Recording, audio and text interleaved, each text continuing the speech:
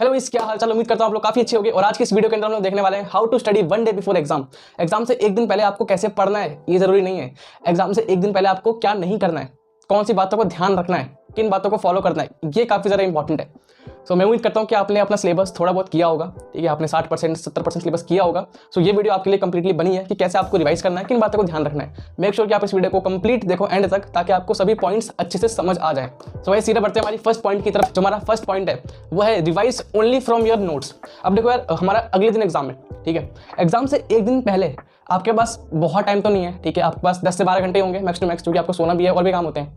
तो उसमें हमें सिर्फ नोट्स के अंदर ही, जो नोट्स हमने खुद बनाए हैं या फिर जहां से हम जिसके फॉलो कर रहे थे, हम वहीं से रिवाइज कर पाएंगे। सिंपल सा पॉइंट है। तो एक दिन पहले एग्जाम से लास्ट डे आपको सिर्फ नोट्स से ही रिवाइज करना है। अगर खुद के नोट्स बनाए हैं तो बहुत अच्छी बात है, वेल एंड गुड। अगर खुद के नोट्स नहीं बनाए हैं और आप 9th क्लास में हो तो साइंस और मैथमेटिक्स के नोट्स ऑलरेडी आपको चैनल पे मिल जाएंगे। आई बटन पे या फिर डिस्क्रिप्शन बॉक्स में जाओगे तो आपको नोट्स मिल जाएंगे, बाद में आके डाउनलोड कर सकते हो। और अगर आप किसी और क्लास में हो, आप 8th में हो, 10th में हो, 11th में या फिर 12th क्लास में हो, तो आपको और भी चैनल्स हैं, आप वहाँ से नोट्स ले सकते हो, या फिर और भी वेबसाइट्स हैं जहाँ से आप लोग नोट्स डाउनलोड कर सकते हो। बट अगर आपने खुद के नोट्स बनाए तो उससे अच्छे नोट्स कहीं भी नहीं होते हैं। तो एग्जाम से एक दिन पहले हमें सिर्फ अपने नोट्स से ही पढ़ाई करनी है और कुछ भी रेफर नहीं करना है। और यहाँ पे हमारा आता है the most important second point, जो कि है analyse your previous year question and search for important topics. अब इसका मतलब क्या, पहले ध्यान से सुन लो, क्योंकि सबसे ज्यादा इंपॉर्टेंट पॉइंट यही है, ठीक है। सबसे स्मार्ट स्ट्रेटजी एग्जाम से एक दिन पहले क्या करना होता है, जो टॉपर्स आपको नहीं बताते हैं, वो ये चीज है, ठीक है। तो देखो, फर्स्ट ऑफ ऑल आप 9th में हो, चाहे 11th में हो, 12th में हो, किसी भी क्लास में हो, हर क्लास के अब chapter wise previous year question आपके पास अवेलेबल हो जाएंगे। अगर आपके पास बुक्स हैं प्रीवियस ईयर क्वेश्चंस की तो फिर बहुत अच्छी बात है। अगर बुक्स नहीं है तो कोई टेंशन वाली बात नहीं है, आपको बहुत सी वेबसाइट्स हैं जहां पे आपको प्रीवियस ईयर क्वेश्चन आपको चैप्टर वाइज फॉर्म में मिल जाएंगे, तो दिक्कत वाली बात नहीं है। अब सुनो पहली बात कि करना क्या है। देखो, तुम एनालाइज करो कि भाई कौन सा ऐसा टॉपिक है जहां से पिछले 5 या 6 सालों में क्वेश्चन बहुत बार रिपीट हुआ है। और मैं तुम्हें गारंटी दे सकता हूं कि 3 से 4 टॉपिक्स ऐसे होंगे जहां से तुम्हारे क्वेश्चन बहुत बार रिपीट हुआ है, तुम्हारा पिछले 5 सालों में मल्टीपल बार तुम्हारा रिपीट हुआ है। तो तुम्हें ये देखने को मिलेगा कि 20% टॉपिक्स में से तुम्हारे 80% क्वेश्चन उठ के आते हैं। एक रूल भी है 80-20 रूल, है ना, कि 20% टॉपिक्स में से तुम्हारे 80% तुम्हारा पेपर बनता है। तो सेम चीज वही है कि कोई भी चैप्टर है उसमें से 3 से 4 टॉपिक्स ऐसे होते हैं जहां से तुम्हारे क्वेश्चन पिछले सालों में कई बार रिपीट हुए हैं। तो तुम्हें उन 3 से 4 टॉपिक्स को ही अपने नोट से पढ़ना है। ये होती है स्मार्ट स्ट्रेटजी, जो कि भाई एग्जाम से एक दिन पहले तुम्हारे पास बहुत ज्यादा टाइम तो है नहीं कि तुम पूरी बुक पढ़ोगे और तुम पूरा पेपर सॉल्व कर रहे हो, इतना टाइम नहीं होता। हमें सिर्फ रिवाइज करना है जल्दी।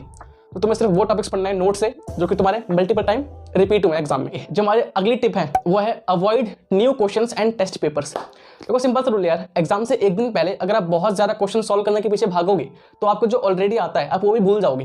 तो इसलिए भाई नया क्वेश्चन सॉल्व बिल्कुल मत करना, ठीक है।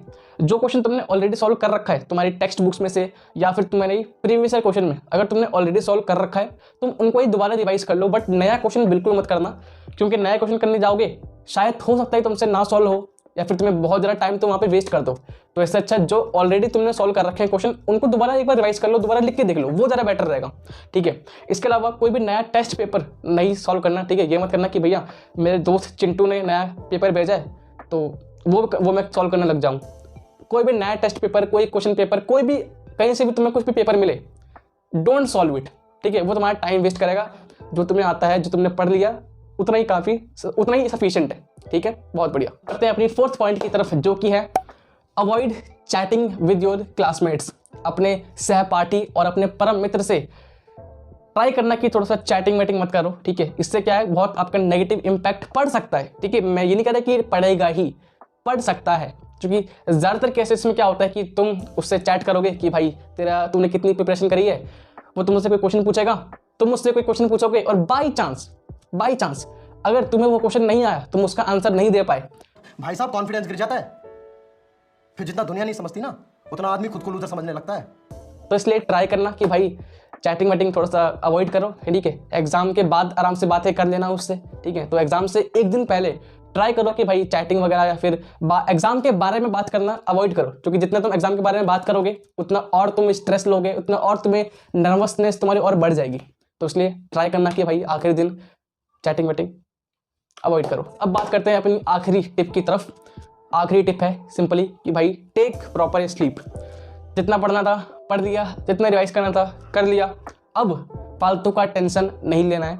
सो जाओ भाई, ठीक है, आराम से 7 से 8 घंटे की प्रॉपर एक स्लीप लो, क्योंकि अगर तुम कम स्लीप लोगे, कम सोओगे, तो तुम अगले दिन एग्जाम में अच्छे से लिख के नहीं आ पाओगे, ठीक है। जो तुम्हें आता है वो भी तुम भूलने लग जाओगे, ठीक है। सिंपली मैंने पहले भी कई बार बता रखा है कि जो स्लीप होती है और जो मेमोरी होती है वो आपस में इंटर कनेक्टेड होती है, ठीक है। अगर तुमने जो पढ़ा है, अगर तुम्हें चाहते हो कि भाई ये मेरे को याद रहे, तो प्रॉपर तुम्हारी स्लीप होनी चाहिए, ठीक है।